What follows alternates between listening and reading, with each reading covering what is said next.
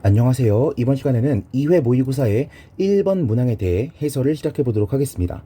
일단 1번 문항 같은 경우엔 정답 찾긴 너무 쉬웠죠? 정답은 3번입니다. 그런데 나머지 선지들이 조금 어렵다고 느끼셨을 거예요. 그래서 나머지 선지들에 집중하는 해설을 먼저 해보도록 하겠습니다. 우선은 우리가 정답이라고 골랐어야만 하는 3번에 대해서 먼저 해설을 해보면 여기에 he 다음에 enjoy라고 하는 동사가 나오고 있죠? 그쵸? 그러면 enjoy라고 하는 동사 때문에 뒤에는 투부정사 목적어가 아니라 누가 나와야 되죠? watching이라고 하는 동명사 목적어가 나와야만 하죠. 오케이? 이런 걸 보통 우리가 투부정사 목적어 대 동명사 목적어 라고 배우게 되는데요. 저 같은 경우에는 이걸 어떻게 설명을 하냐면 대부분의 동사들은 투부정사와 동명사를 둘 다 가지고 올 수가 있고요. 동명사를 목적어로 가져오는 애들보단 투부정사를 목적어로 가져오는 애가 더 많은 것 같습니다. 그러니까 투부정사를 목적어로 취하는 애들 다 외우고 동명사를 목적어로 취하는 애들을 다 외우는 게 아니라 누구만 외울까? 더 수가 적은 동명사를 목적어로 취하는 애들만 따로 외우시는 거예요. 그러고 나서 나머지는 전부 다 투부정사를 가져올 수 있겠지 라고 생각하고 지나가시는 겁니다.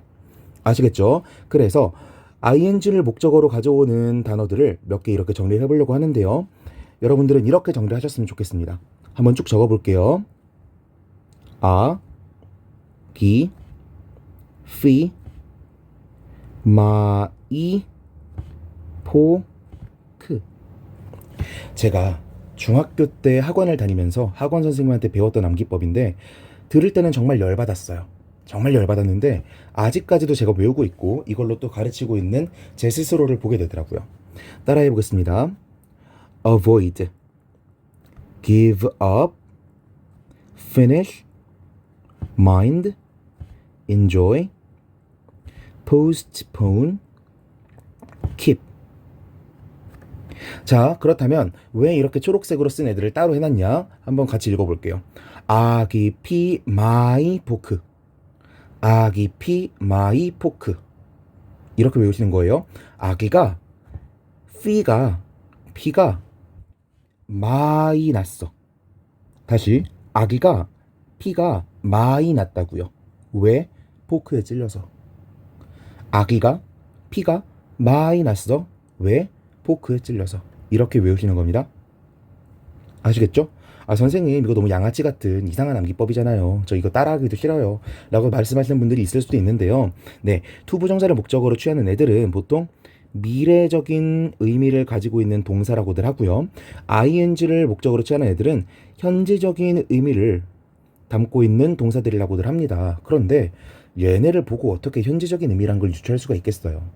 차라리 이런 식으로 단순 암기하는 게 여러분의 공부에 좀 더 도움이 될 수 있겠다라는 겁니다. 아시겠죠? 그리고 하나 더, keep 다음에 동사의 ing가 이렇게 오는데요. 원래는요, 원론적으로는 얘는 동명사가 아닙니다. 얘는요, 분사가 되는 거고요. 분사가 된다는 건 형용사적 용법이죠? 이건 보어라고 보셔야 돼요. 그런데 전통적으로 문법책들이 거의 다 keep 플러스 ing의 ing를 동명사라고 소개하고 있기 때문에 저도 이렇게 동명사 세트로 묶어서 드린 것 뿐이고요. 여러분들은 보어라는 거를 한 번쯤 듣고 지나가시면 좋을 것 같습니다. 됐죠? 그러면 3번 선지가 틀린 이유도 해설이 완료가 된 것 같습니다. 그럼 나머지 선지들 한번 볼게요. 문법 포인트를 한번 잡아보자면 1번 선지부터 볼게요. It upsets her to see her daughter behave that way. 자, 보니까요. 투부정사부터 끝까지가 전부 다 뭐죠? 여기가 전부 다 진주어죠. 알아보실 수 있으시겠어요? 여기가 진주어 부분이고요. 앞에 나오는 25예요. 가주어 구문이에요. 여러분들이 가끔 공부를 하시다 보면요. It is important to 부정사 이런 구문이 나오면 아 이거 가주어 이거 진주어 라고는 잘 알아보세요. 그런데 이 다음에 일반 동사가 나와버리면 오케이? 이렇게 쓰면 나중에 헷갈리시겠죠? 이 다음에 일반 동사가 나와버리면 이 가주어란 생각을 잘 못하시는 것 같아요. 오케이? 이거 가주어 진주어 구문입니다. 뒤에 일반 동사가 따라 나오더라도 가주어 진주어 구문, 즉 외치 구문을 쓸 수 있다라는 거 꼭 참고하셔야 됩니다. 아시겠죠? 그러면 어떻게 되는 거예요? It upsets her. 이것은 그녀를 화나게 했어. 그녀의 속을 뒤집어 놨어. 뭐가? To see her daughter behave that way. 자, 여기에서 문법 포인트를 보면요. see라고 하는 지각 동사가 나와 있죠? 그러니까 see 다음에 her daughter 목적어, behave that way가 목적격 보어고, 그렇다 보니까 see 때문에 behave가 to behave로 못 오고 동사 원형꼴로 나온 거죠. 왜? 지각 동사 다음에는 to 부정사를 써줄 수 없으니까. 오케이. 그리고 하나 더. 우리 that way 같은 명사는요, 일부 명사들은 부사적으로 사용이 가능하다고 했습니다. 그래서 부사적으로 사용되는 명사, 저는 부사류라고 소개를 하고 있고요. 이런 것들도 체크하셨으면 좋겠습니다. 됐죠? 그럼 2번 선지로 넘어가 보겠습니다. 여기에서 문법 포인트는요, 일단 there is, there are 구문들은 여러분이 알고 계실까요? there is, there are. 자, 가끔 아직도 선생님들 중에서 이건 유도부사야 라고 가르치고, 그러면은 뒤에가 도치가 돼. 그래서 얘가 동사고 뒤에 주어가 나오는 거야 라고 설명하시는 쌤들이 있어요. 이거 틀린 설명입니다. 틀린 설명이에요. 자, there is, there are는요, there is, there are는요, 원론적으로 먼저 설명드릴게요. 여기 나오는 there는요, 형식 주어라고 부릅니다. 형식 주어. 뭔 소리야? 형식 주어가 뭐야? 일단 끝까지 들어보세요. 그리고 뒤에 나오는 우리가 주어라고 부르는 이 친구는요, 실질 주어라고 부릅니다. 진짜 주어라는 거죠. 오케이? 의미를 가진 진짜 주어고 얘는 자리를 채우는 주어다라는 겁니다. 오케이? 그렇다면 얘가 의미를 가지고 있는 거 보다 보니까 이 동사의 수일치는 누구한테 시킬까요? 얘는 항상 there밖에 못 오잖아. there's가 올 순 없잖아요. 그러니까 수일치를 누구랑 시킨다? 이 실질 주어랑 맞추게 되는 겁니다. 오케이? 그래서 저는 이런 형식 주어니 실질 주어니 이딴 거 외우는 거 너무 힘들잖아요. 구문 분석을 어떻게 하셨으면 좋겠냐면 there is, there are 이 부분을 통째로 동사로 보시고요. s 뒤에 나오는 실질 주어를 그냥 주어로 보자고요. 오케이? 이거 유도부사 아닙니다. 유도부사는 따로 있는 말이에요. 이거 함부로 막 섞어서 생각하시면 안 되는 거예요. 아시겠죠? 자, 그렇다면 여기 보니까 there 다음에 remain, is나 a가 아니네. 비동사가 아니어도 쓸 수 있는 구문인가요? 네, 쓸 수 있는 구문입니다. 그걸 보여드리려고 한 거예요. 첫 번째 포인트 뭐라고? There is, there are 구문에 is나 are 비동사 말고 이런 일반 동사도 쓰일 수가 있다라는 겁니다. 됐죠? 그리고 뒤를 봅시다. Only two issues. 얘가 주어가 되겠죠? 오케이? 그런데 뒤에 보니까 issues s가 붙어있네. 그럼 얘는 복수라는 거고요. 그러면 이 remain은 뒤에 s가 붙으면 안 되겠죠. 이게 두 번째 문법 포인트가 되는 겁니다. 세 번째 문법 포인트. 자, to be dealt with 이렇게 나오면은 여러분들이 항상 헷갈려요. 왜? to 부정사가 나와서 얘를 수식해 주는 것도 힘들어 죽겠는데 이 to 부정사가 to be pp꼴로 사용이 되고 있고, 즉 수동태꼴로 사용이 되고 있고, 거기다가 뒤에 with가 딸려 나오고 있잖아요. 그쵸? 이런 거 힘들죠. 근데 어쩌겠어요. 공부해야지. 자, 볼게요. to 부정사가요. 자, a chair to sit on 이라는 어구가 있다고 봅시다. 그러면요, 자, 여기 나와 있는 to 부정사가 앞에 있는 명사구를 꾸며주고 있다는 건 여러분들이 아실 수가 있겠죠. 그쵸? 그래서 우리는 이거를 보통 형용사적 용법이라고 부릅니다. 그런데요, 이거부터 설명을 드릴게요. 얘는요, 제가 어떻게도 바꿔 쓸 수 있냐면 on which to sit 이라고도 고쳐 쓸 수가 있어요. 아, 보니까 뒤에 있던 on이 앞으로 튀어나온 건 알겠어. 그런데 이거 뭐야? 관계대명사잖아. 그리고 여기 to sit이 그대로 내려온 거는 또 보인단 말이에요. 이거 어떻게 된 걸까요? 자, 어렵겠지만 성인분들이니까 한번 받아들여 보셨으면 좋겠어요. 형용사의 다시 투부정사의 형용사적 용법은요, 일종의 관계절입니다. 관계절의 투부정사 버전이라고 생각하시면 되겠어요. 보면은 얘는 마치 누구랑 의미가 똑같은 거예요? sit on a chair 얘랑 똑같은 말이죠. 그런데 on 다음에 나와야 되는 이 목적어 부분이 앞으로 튀어나가서 수식을 받는 명사가 되었고요. 튀어나갔다 보니까 on 뒤에 목적어가 없는 꼴이잖아요. 그쵸? 그렇다면 우리는 얘가 뭐랑 비슷하다고 생각을 하실 수 있는 거예요. 목적격 관계대명사가 이끄는 관계사절이랑 비슷하다는 걸 아실 수가 있겠죠. 그런데 아래 보니까 on이라고 하는 전치사를 앞으로 보내버렸습니다. 그러니까 어떻게 돼요?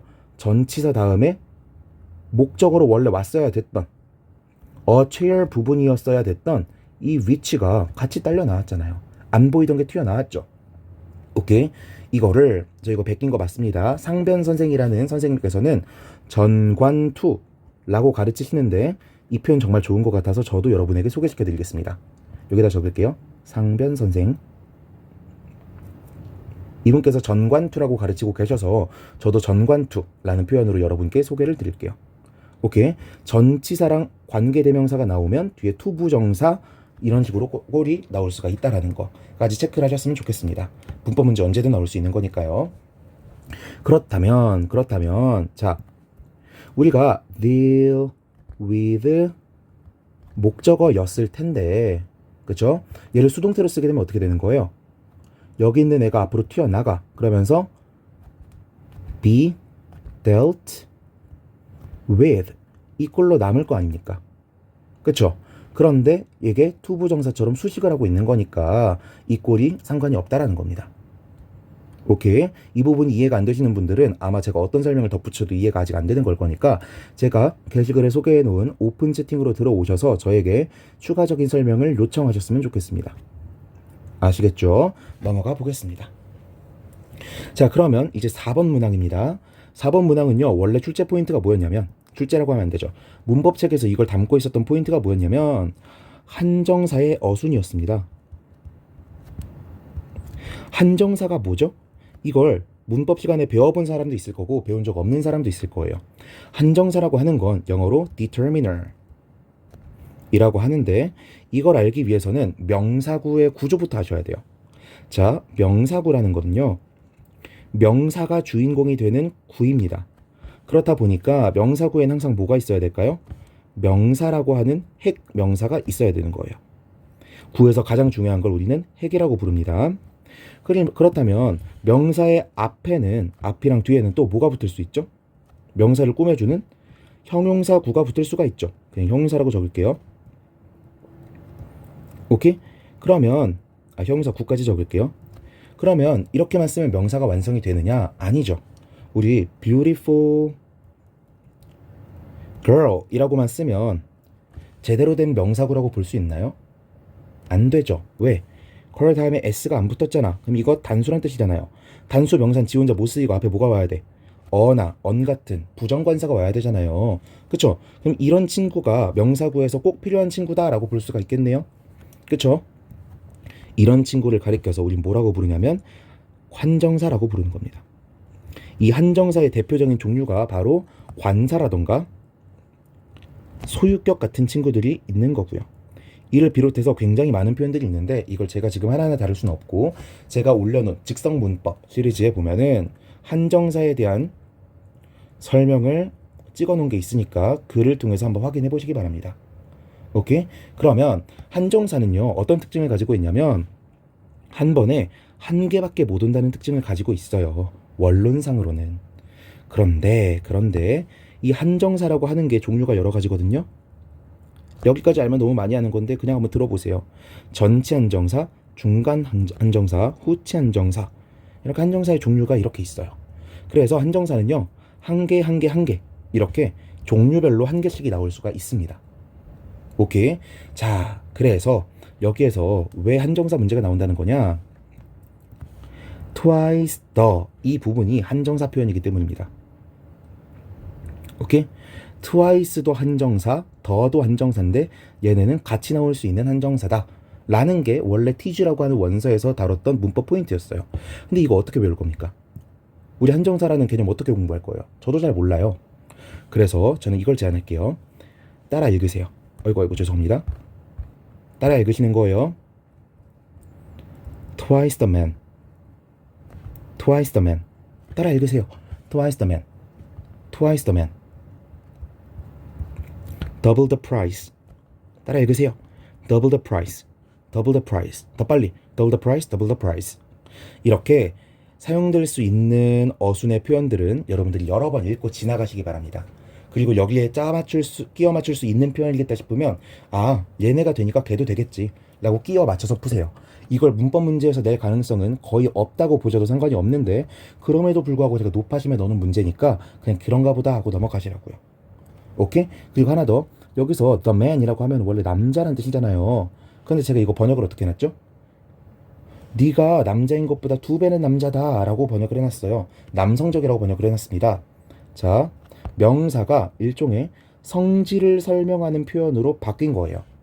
이거는 나중에 명사를 깊게 공부하실 일이 있으면 그때 따로 파고 들어보시면 좋겠고요. 일단은 이 정도로만 알고 계시면 좋을 것 같습니다. 오케이. 자, 이거는 주격 관계대명사가 생략된 구문이라고 볼 수가 있겠고요. 여기까지 되셨죠? 혹시나 해서 조금 더 설명을 드리면, 자, 문법을 가르치시는 선생님들이 복격 관계대명사라고 가르치시는 것들이 있습니다. 그런데 영어에 복격이란 말은 없어요. 격은요, 주격, 목적격, 소유격 이렇게밖에 없습니다. 복격이라고 하는 건 보어 개념과 주격 개념, 이걸 헷갈려서 만들어낸 이상한 표현일 뿐이에요. 자, 한번 여쭤볼게요. It's I, it's me 중에 뭐가 맞는 표현일까요? 생각해 보셨습니까? 정답은요, 원칙적으로는 it's I가 맞고요, 관용적으로는 it's me가 맞습니다. 이거 뭔 개소리야? 원래는요, it's I만 맞는 표현이었어요. 즉, 보어 자리에는 주격이 왔어야 됐었습니다. 그런데 보어 자리가 목적어 자리랑 비슷하게 생겼잖아요. 그러니까 점점 사람들이 뭘 쓰기 시작해? 목적격도 쓰기 시작한 거예요. 현대에는 이 두 개가 다 맞는 표현이라고 인정이 되고 있습니다. 오케이? 그런데 이 보어가 빠지고 관계대명사가 사용된 거니까 우리는 무슨격 관계대명사라고 부르는 게 맞겠어요? 주격 관계대명사라고 부르는 게 맞겠죠. 오케이? 주격 관계대명사로 부르는 게 맞을 거란 말입니다. 그런데 제가 또 다른 강의에서 이미 설명을 드렸는데요. 관계대명사 다음에 주어, 동사, 어순이 살아있는 경우에는 얘를 생략시킬 수 있다라는 걸 설명을 드린 적이 있습니다. 그럼 이상한 거예요. 보어 자리에도 주격이 사용된다 그랬고, 그래서 보어가 빠진 관계대명사는 주격 관계대명사라고 부른다고 했는데, 주격 관계대명사임에도 불구하고 뒤에 주어, 동사, 어순이 살아있으니까 이 관계대명사는 생략이 가능한 거라고요. 오케이? 여러분들이 주격 관계대명사는 생략이 안 된다고 배웠겠지만 그거 잘못 공부하신 거라고요. 아시겠죠? 자, 이렇게 해서 문항 1번에 대한 해설을 마치도록 하겠고요. 최대한 이 강의만 듣고 공부를 추가로 하지 않으셔도 되게끔 하기 위해서 해설을 길게 덧붙여놨습니다. 너무 어려우셨다면 너무 낙담하지 마시고요. 여기서 3번 선지가 정답이란 것만 제대로 골라내실 수 있으셨으면 됩니다. 어려운 선지들 사이에서 누가 봐도 정답인 선지를 골라내는 능력, 이걸 우리는 속어법이라고 부르도록 하겠고요. 이 속어법을 기르는 게 제 모의고사를 푼 목적이라고 생각하시면 되겠습니다. 아시겠죠? 자, 1번 문항에 대한 해설 마치도록 하겠고요. 다음 시간에는 2번 문항에 대한 해설로 여러분들을 찾아뵙도록 하겠습니다. 수고하셨습니다.